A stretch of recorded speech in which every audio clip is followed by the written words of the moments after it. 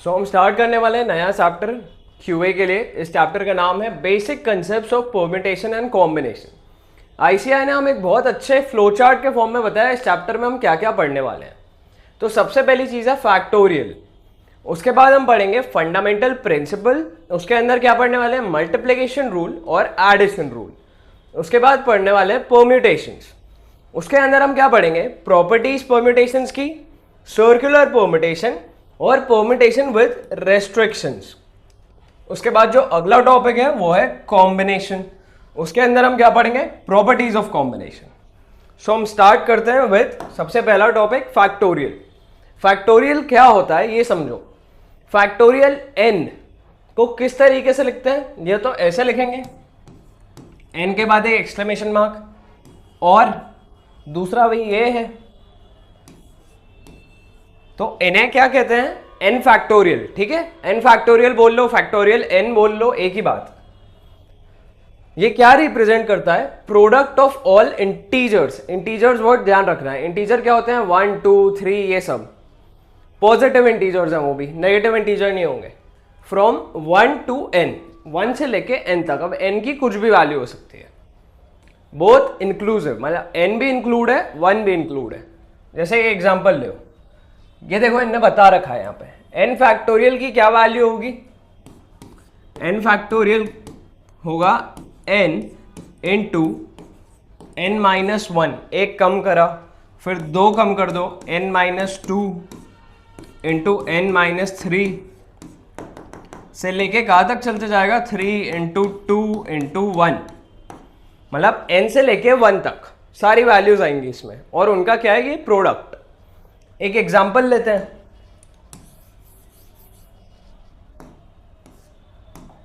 जैसे 8 फैक्टोरियल है, तो 8 फैक्टोरियल मतलब जैसे n क्या हो गया 8 हो गया, तो ये 8 आ गया इंटू n माइनस 1, 8 माइनस 1 हो जाएगा 7 into 6 into 5 into 4 into 3 into 2 into 1, तो इसकी वैल्यू क्या आ जाएगी 40320। 8 फैक्टोरियल की वैल्यू होती है ये। सिमिलरली अगर 7 फैक्टोरियल है तो वो क्या हो जाएगा 7 into 6 into 5 into 4 into 3 into 2 into 1, तो इसकी वैल्यू क्या हो जाएगी 5040।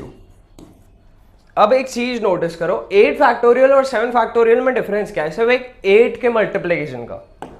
तो अपन 8 फैक्टोरियल को क्या लिख सकते हैं 8 इंटू 7 फैक्टोरियल।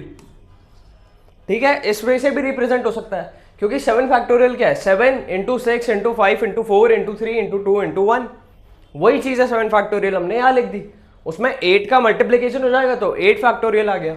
अब मैं यहां पर अगर 9 का मल्टीप्लाई कर दूं तो ये क्या हो गया 9 फैक्टोरियल। तो इस वे में हम इन्हें मैनिपुलेट कर सकते हैं। तो ये जो मैंने आपको समझाया ये आपके क्वेश्चंस में काम आएगी, किस तरीके से वो भी हम देखेंगे।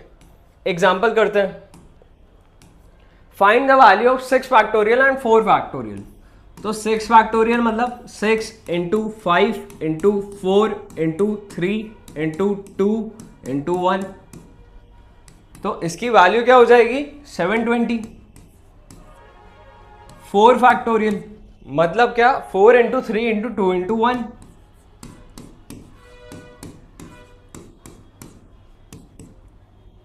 इसकी वैल्यू होती है 24। तो एक कुछ फैक्टोरियल की वैल्यू है, आप ट्राई करना आप 8 फैक्टोरियल तक वैल्यूज याद रख सको। तो क्या वैल्यूज होती है मैं आपको लिख के बता देता हूं।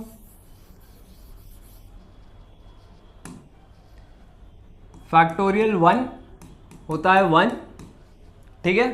फैक्टोरियल 2 की वैल्यू 2 इंटू 1 मतलब 2, 2 इंटू 1 मतलब 2। फिर 3 फैक्टोरियल क्या हो जाएगा 3 इंटू 2 इंटू 1 तो 6। 4 फैक्टोरियल अभी हमने कैलकुलेट करा था 24। 5 फैक्टोरियल 24 में 5 का मल्टीप्लाई कर दो 120। 6 फैक्टोरियल ये जो 5 फैक्टोरियल उसमें 6 का मल्टीप्लाई कर दो तो 720। 7 फैक्टोरियल की वैल्यू होती है 5040 और 8 फैक्टोरियल की वैल्यू आ जाएगी 40320। यहाँ तक की वैल्यूज आप रिटेन करने की ट्राई करो, नहीं है तो आपके पास कैलकुलेटर है ही, कोई प्रॉब्लम नहीं है।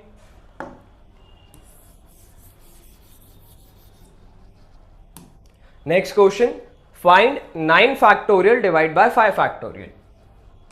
9 factorial divide bye 5 factorial.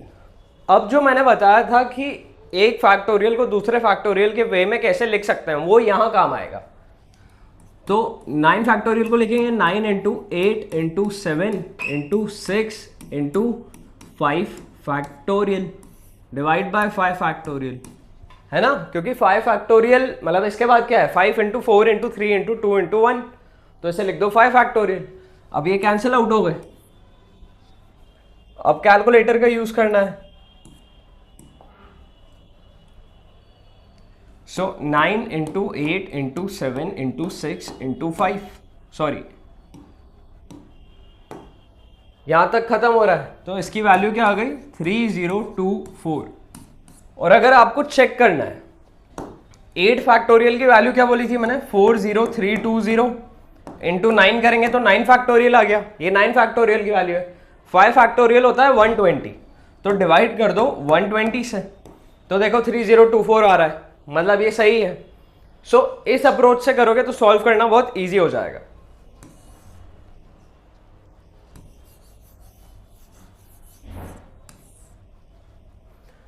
Next question क्या कह रहा है, फाइंड n इफ n+1 का whole factorial equals to 20 into n। n+1 का फैक्टोरियल है, इसकी वैल्यू क्या दी है 20 इंटू n का फैक्टोरियल, n नहीं है ये n फैक्टोरियल है, सॉरी। तो n+1 फैक्टोरियल और n फैक्टोरियल को एक दूसरे के टर्म में क्या लिखेंगे, अभी मैंने बताया था 9 फैक्टोरियल को क्या मैं लिख सकता हूं 9 इंटू 8 फैक्टोरियल, है ना, मतलब ये क्या हो गया 9 को अपन अगर n मान ले तो ये n फैक्टोरियल है, ये n है 9 इंटू ये क्या हो गया 8, क्या हो गया n-1, n-1 का फैक्टोरियल। कुछ ऐसा ही है यहां पे, बस n की जगह क्या है n+1। अब n+1 -1 करूं तो क्या आ जाएगा n, है ना, यहां क्या है n, तो हमें क्या करना है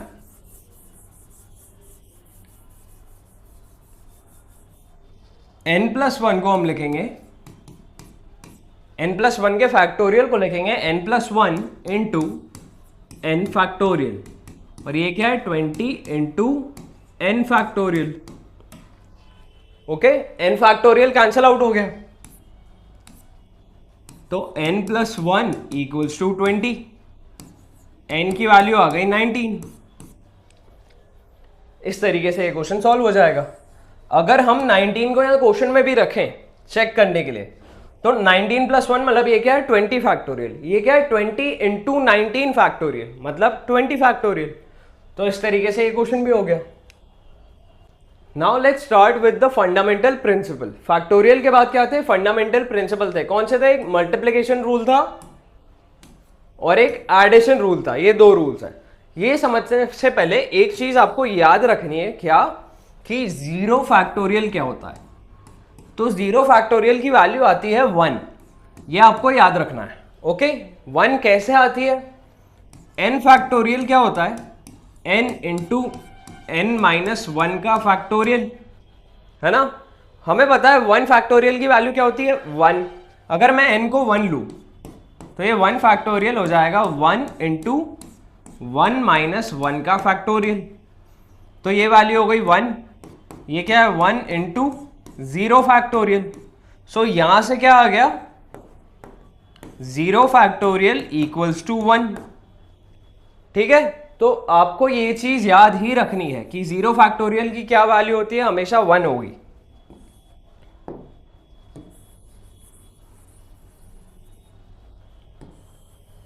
अब समझते हैं फंडामेंटल प्रिंसिपल्स को। तो सबसे पहले मल्टीप्लिकेशन रूल, इसको एक एग्जांपल लेके समझेंगे।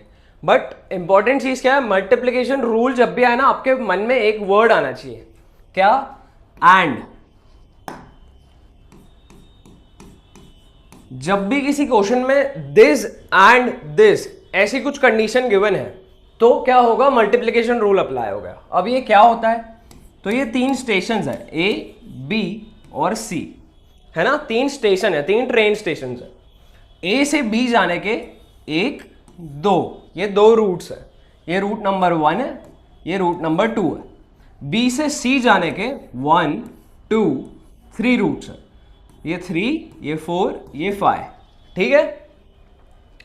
अब क्वेश्चन क्या बोल रहा है कि you have to go from station A to station C via station B, मतलब स्टेशन बी के through.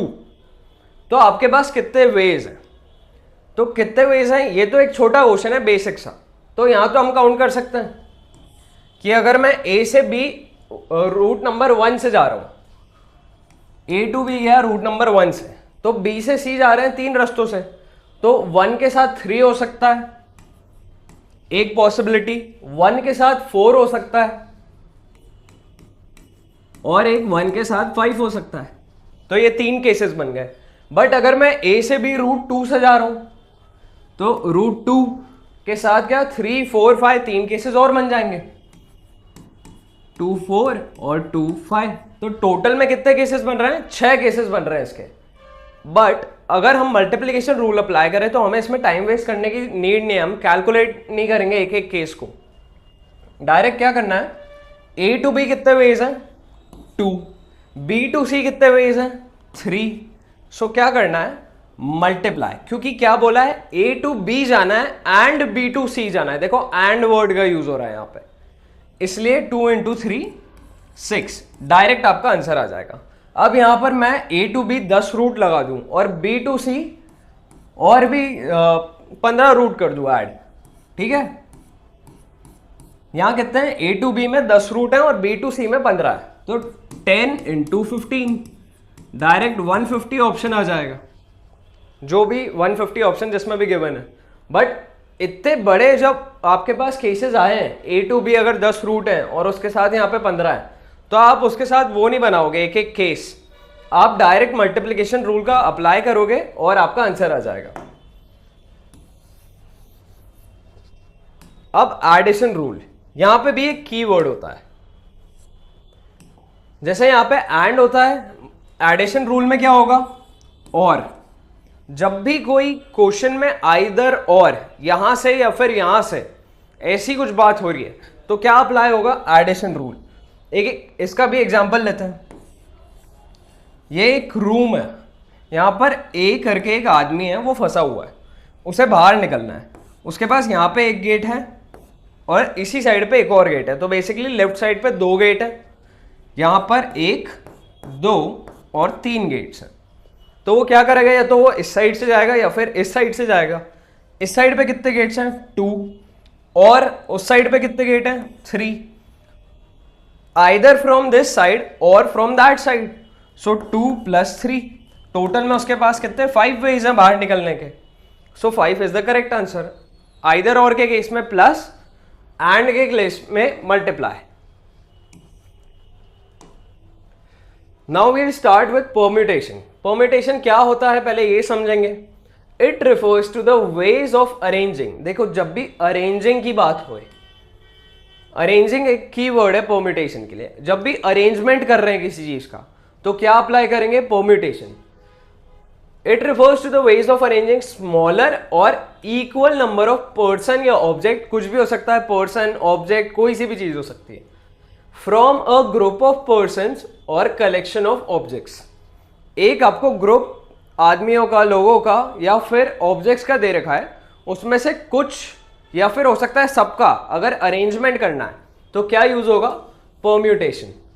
With due regard being paid to the order of arrangement are called permutation. तो ऑर्डर भी important है, तो इसे कहते हैं permutation. अब number of permutation where are objects, कितने ऑब्जेक्ट्स हैं, are to be arranged. Arrangement जिनका हो रहा है वो आर ऑब्जेक्ट्स हैं, और जिसमें से अरेंजमेंट कर रहे हैं वो क्या है, out of n different objects is NPR।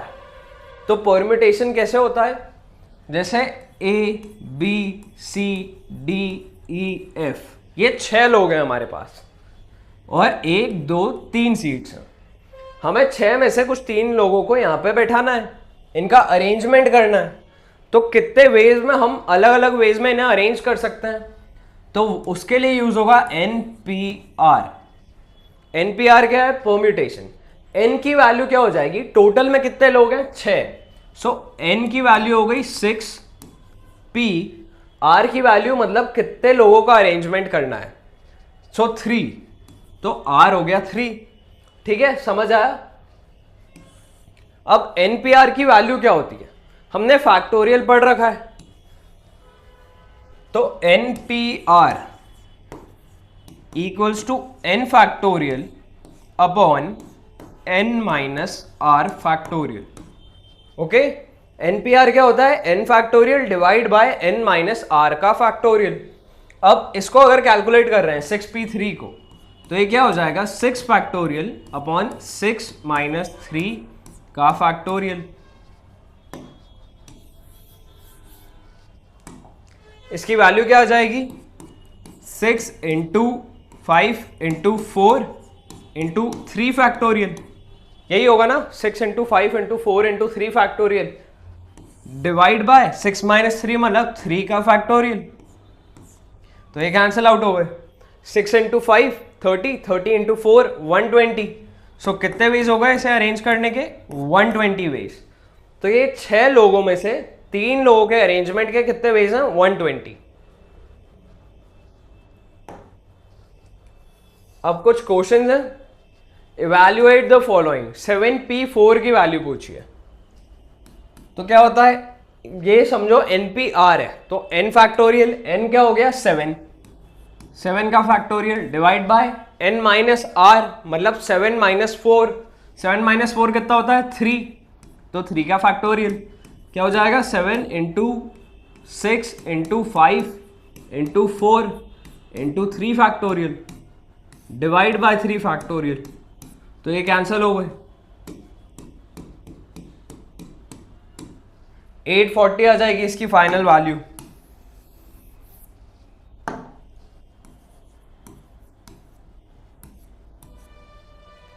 तो एक क्वेश्चन हो गया। अब पूछा है 3p1 इंटू 8p6, तो पहले 3p1 कैलकुलेट करो, तो ये क्या हो जाएगा 3 फैक्टोरियल अपॉन 3 माइनस 1 का फैक्टोरियल मतलब 2 फैक्टोरियल इंटू 8p6, तो n फैक्टोरियल क्या हो गया 8 फैक्टोरियल अपॉन 8 माइनस 6 मतलब 2 का फैक्टोरियल। तो अब जब इसे कैलकुलेट कर रहे हैं तो 3 फैक्टोरियल को क्या लिखेंगे हम, 3 इंटू 2 फैक्टोरियल। सो इसकी वैल्यू क्या हो गई 3 इंटू 8 फैक्टोरियल को लिखना पड़ेगा 8 into 7 into 6 into 5 into 4 into 3 into 2 factorial divide bye 2 factorial. तो ये कैंसिल आउट हो गए। अब इसे कैलकुलेट कर लो, 8 into 7 into 6 into 5 into 4 into 3 into ये वाला 3 हो जाएगा, तो इसकी वैल्यू आ रही है 60,480।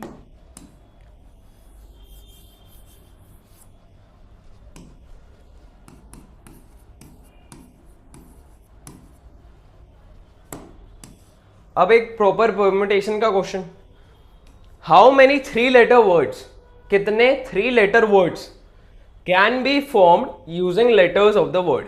तो ए ऑप्शन क्या बोल रहा है, वर्ड क्या है स्क्वायर, SQUARE।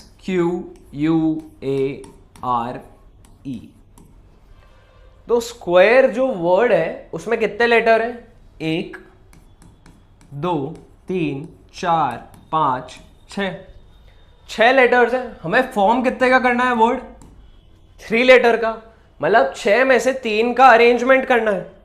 तो वो कितने वेज में होगा, तो उसके लिए क्या यूज करते हैं परम्यूटेशन।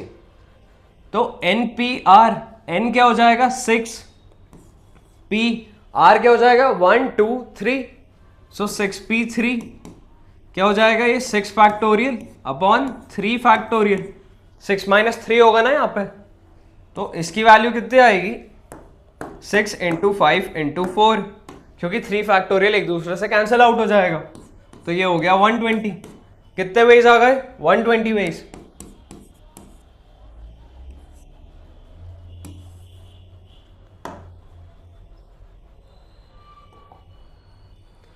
अब अगर बात हो रही है हेक्सागोन की,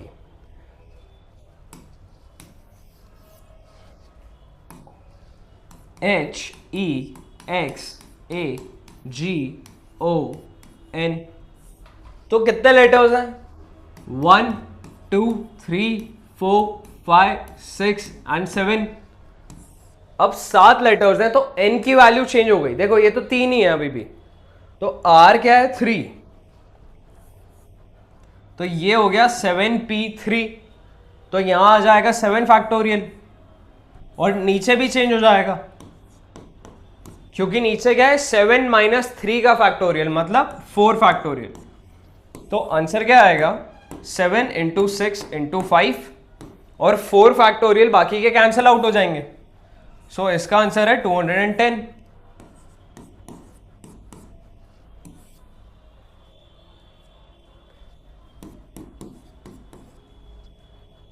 सो 210 वेज में हेक्सागोन में से 3 लेटर वर्ड्स का फॉर्मेशन हो सकता है। Okay, next question. पहले हम ये वाला क्वेश्चन करेंगे। Compute the number of 4 digit numbers, कितने 4 डिजिट नंबर बनेंगे विच can be formed with the 4 digits. उन्होंने 4 डिजिट्स भी दे रखी हैं 1 3 5 एंड 7। ये 4 डिजिट से कितने 4 डिजिट नंबर हम फॉर्म कर सकते हैं। Each digit is used only once in each arrangement. एक भी डिजिट को एक बार से ज्यादा यूज नहीं कर सकते। इस पार्ट का मतलब क्या हुआ 1 3 5 7, 1 2 3 4। तो वो क्या कह रहे हैं हमने नंबर्स फॉर्म करने हैं इनसे 4 डिजिट के ही, बट कंडीशन क्या है कोई सा भी जो नंबर है ये डिजिट्स में वो एक बार से ज्यादा यूज नहीं हो सकता। मतलब नंबर्स कैसे फॉर्म होंगे, जैसे 1 5 3 7 हो सकता है, 1 5 7 3 हो सकता है, 1 7 5 3 हो सकता है, बट 1 1 7 5 इस टाइप का नहीं कर सकते क्योंकि 1 2 बार आ गया, 1 एक ही बार आएगा। तो ऐसा तो नहीं है कि 4 डिजिट का है तो केसेस अगर कम बन रहे हैं तो हम सारे काउंट करेंगे। इसके लिए क्या करेंगे, डिजिट्स कितनी हैं 4, स्पेसेस कितनी हैं 4, तो n की वैल्यू हो गई 4 और हमें कितने का अरेंजमेंट करना है 4 का, तो 4p4 मतलब 4 factorial divide by 4 minus 4 factorial equals to 4 factorial upon 0 factorial. अभी थोड़ी देर पहले मैंने आपको बताया था 0 फैक्टोरियल की वैल्यू कितनी होती है 1, तो 4 फैक्टोरियल मतलब 24 और डिवाइड बाय 1 तो वैल्यू कितनी हो गई फाइनल 24। तो इसका आंसर क्या आ गया 24। तो 24 अलग अलग नंबर्स फॉर्म होंगे इनसे। अब ये एक इंपॉर्टेंट क्वेश्चन है क्योंकि अगर ये आप खुद से करने जाओगे तो इसे बहुत टाइम लगेगा कैलकुलेटर का यूज करके भी। Compute the sum of 4 digit numbers, 4 digit numbers का सम बोल रहे हैं। देखो इस चीज का ध्यान रखना, which can be formed with the 4 digits. Digits वही है 1 3 5 और 7 if each digit is used only once in each arrangement. तो ये दोनों क्वेश्चन सिमिलर ही हैं, बस क्या बोला है कि यहां पे जो अलग अलग डिजिट्स फॉर्म हो रही थी उन सबको ऐड करके क्या सम आ रहा है ये बता दो। तो ये 1 3 5 और 7 इनसे क्या क्या नंबर्स बन रहे थे 1 3 5 7, एक ये ऑटोमेटिकली एक ये नंबर ही है 1 7 5 3। ऐसे करते करते ज़्यादा सबसे बड़ा क्या बन जाएगा 7 5 3 1। अब 7000 के भी बहुत सारे नंबर्स बनेंगे, अराउंड 6 नंबर 7000 के उसमें बनेंगे। तो क्या हम हर एक को ऐड करने बैठेंगे, कर सकते हैं बट एग्जाम में ये बहुत ज़्यादा टाइम खाएगा, 5-10 मिनट लग जाएंगे आपके। सो इसकी ट्रिक समझो, ये जो हमें नंबर्स दिए हैं ये कितना 4 डिजिट्स हैं, तो इन्हें ऐड कर दो 1 + 3 + 5 + 7 ऐड कर दिया इनटू कितनी है ये 1 2 3 4, तो 4 बार 1 लिख दो 1 1 1 1। अगर यहां पे 5 होती 7 के साथ एक 9 भी कर देते तो यहां पे एक 1 और लगा देना इनटू ये 4 है तो 4 - 1 का फैक्टोरियल। ठीक है, अब 4 - 1 का फैक्टोरियल कितना होता है 3 फैक्टोरियल। इसे कैलकुलेट कर लो, तो 1 + 3 + 5 + 7 इसकी वैल्यू आ गई 16। 16 इंटू 1 1 1 1 इंटू 3 फैक्टोरियल मतलब 6। सो फाइनल आंसर आएगा 1,06,656।